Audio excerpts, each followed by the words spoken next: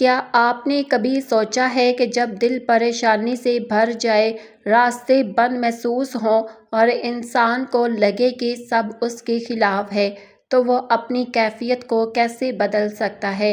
ایسے وقت میں اللہ تعالیٰ کے ناموں میں ایک خاص روحانی سکون اور طاقت محسوس کی جاتی ہے، جو انسان کے اندر سے خوف، کمزوری اور بے چینی کو آہستہ آہستہ کم کر دیتی ہے۔ اسلامی تعلیمات میں اللہ تعالیٰ کے ناموں کا ذکر کرنا، انہیں یاد کرنا اور ان سے مدد مانگنا دل کے اطمینان اور روحانی مضبوطی کا ذریعہ ہے۔ انہی بابرکت ناموں میں سے ایک نام یا قہار ہے، جو اس بات کی طرف اشارہ کرتا ہے کہ اللہ ہر چیز پر غالب ہے، جو انسان کو تکلیف یا ظلم کی طرف لے جائے۔ اور یہ ذکر غصے، نفرت یا کسی کو نقصان پہنچانے کے لیے نہیں، بلکہ اپنے نفس کی اصلاح، دل کو سکون دینے اور اللہ کی پناہ حاصل کرنے کے لیے پڑھا جاتا ہے۔ یا قہار کا ورد اگر مغرب سے لے کر اگلی مغرب تک کیا جائے تو اس کے اثرات ظاہر ہوتے ہیں۔ اگر کوئی شخص گھر کے ماحول میں الجھن یا ناچاقی محسوس کرے تو اسے اللہ سے ہدایت اور بہتری کی دعا کرنی چاہیے، اور یا اللہ یا ولی کا ذکر اختیار کرنا چاہیے تاکہ دل میں نرمی آئے اور تعلقات بہتر ہوں۔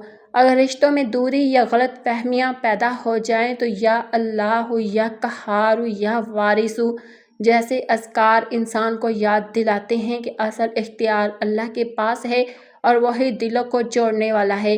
اگر کسی کو مالی پریشانی یا مسلسل مشکلات کا سامنا ہو تو یا رزاق کا ذکر امید پیدا کرتا ہے اور رزق کے دروازے کھلنے کی دعا کے ساتھ دل کو سکون دیتا ہے۔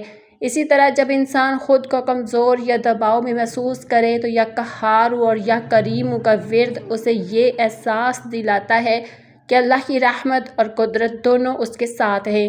یہ بات ہمیشہ یاد رکھنی چاہیے کہ ذکر کا اصل مقصد کسی دوسرے کے خلاف طاقت حاصل کرنا نہیں، بلکہ اپنے اندر صبر، حوصلہ اور بہتری پیدا کرنا ہے۔